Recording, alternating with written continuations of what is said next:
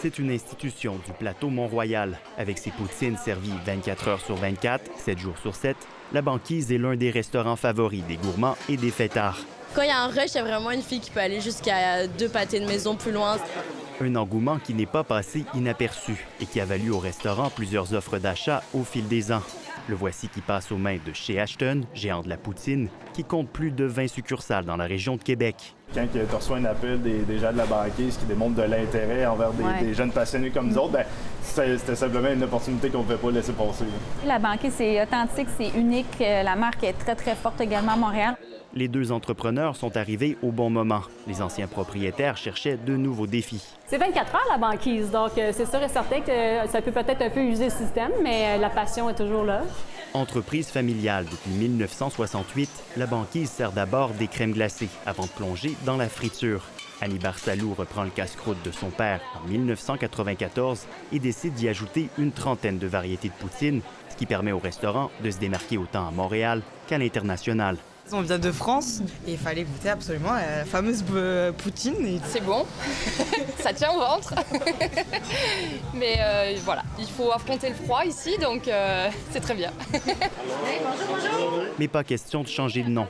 Les nouveaux propriétaires assurent que la banquise conservera son identité et son équipe d'une centaine d'employés. Car n'entre pas qui veut dans la métropole. Plusieurs chaînes se sont cassées les dents en tentant d'y parvenir, y compris chez Ashton en 1980.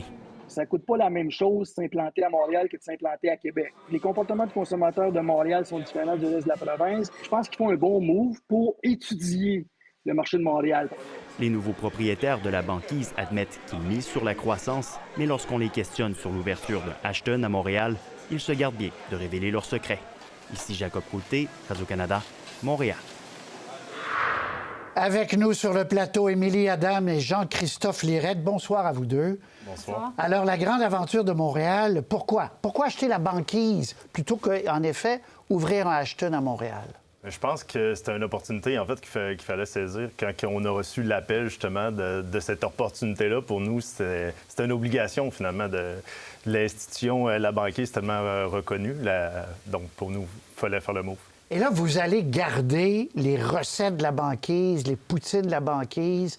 Vous n'allez pas en faire un Ashton comme à Québec, là? Non, exactement. On veut vraiment garder les deux entités vraiment de façon différente, ces deux gestions différentes également. Puis on souhaite que les deux recettes gagnantes restent la recette gagnante de chacune. Donc, la banquise va rester la banquise. On va voir un tableau. Ashton, c'est quand même 23 restaurants, fondés en 1969. Vous l'avez acheté du fondateur Ashton Leblond. 650 employés, 23 restaurants. Bon, la banquise, il y a 100 employés, fondée en 1968. Pour ceux qui se demandent, banquise, parce que c'était un truc de crème glacée autrefois. Oui. Ça commence à être gros, votre affaire, là. Vous voulez grossir? Vous avez des plans d'expansion encore? Oui, absolument. Exact. Je pense qu'on est des passionnés de la poutine, puis on prend goût justement à la croissance, donc oui, absolument. Comment se porte le marché de ce genre de restaurant-là? La compétition est très forte? Oui, exactement, mais on a des produits qui sont également uniques. La banquise a ses propres poutines également. On parlait du menu tout à l'heure, mais tous les choix, en fait, sont là. On peut satisfaire tous les goûts. Les restaurants chez Ashton également, ils ont leurs propres classiques. Donc, l'offre est là, culinaire, pour vraiment satisfaire toute la clientèle.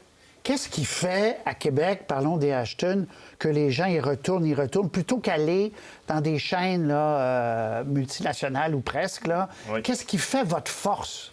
Et en fait, il y a plusieurs choses, mais on revient toujours à ça, mais l'élément vraiment clé puis ce qui est primordial, c'est vraiment l'équipe qui est en place. Les employés sont fiers. Nos équipiers en succursale, on rentre dans un Ashton, on sent l'ADN, on rentre dans la banquise, c'est la même chose. C'est ça vraiment qui nous a surpris quand on est arrivé la première fois. Donc, c'est ce qui fait justement qu'on peut aller chercher la croissance puis faire l'acquisition de la banquise, justement, là, un an après l'acquisition d'Ashton. Et les sauces, le secret, le fromage, les frites aussi, il faut que ça soit la qualité et pas un détail, j'imagine. Là, parce que si on trouve ça pas bon, on ne retourne plus. Là. Exactement. Non. Je pense que la fraîcheur des aliments fait partie de ça. Puis de travailler aussi avec des fournisseurs locaux, je pense que ça l'aide aussi à garder puis conserver cette fraîcheur-là. Donc, est-ce que, banquise, est-ce que c'est votre emprise, vous accrochez à ça pour venir à Montréal, puis là, après, vous voulez ouvrir des chaînes d'Ashton à Montréal? Bien, je pense que l'opportunité, c'est vraiment de prendre le temps aussi de bien connaître le marché, justement, pour pas se casser les pieds. Fait que je pense que c'est vraiment d'analyser le marché puis d'être à l'écoute, justement, de qu'est-ce qui a fait le succès de la banquise, les gens à l'interne, puis aussi de la clientèle, puis d'être à l'écoute. Puis après ça, qui sait qu'est-ce qu'il nous réserve. La restauration, on l'a dit beaucoup, on l'a beaucoup souligné depuis la pandémie avant, c'est difficile, beaucoup de restaurants ferment. Je vous repose la question, qu'est-ce qui fait qu'à Ashton, à Québec, vous continuez avec une vitesse de croisière assez importante? Là? Bien, en fait, c'est vraiment l'offre est unique d'Ashton. T'sais, les gens, ils viennent depuis des années, ils reviennent à chaque semaine voir. La qualité est au rendez-vous. C'est toujours pareil quand tu vas chez Ashton. C'est rare que les gens sont déçus de leur expérience. Donc, les gens reviennent, les gens sont attachés également à nos équipiers en succursale. Donc, c'est tout ça mélangé ensemble qui fait que le succès, en fait, des restaurants chez Ashton depuis autant d'années. Là. Et là, ce qui est brillant, c'est que vous allez prendre une marque très connue à Montréal.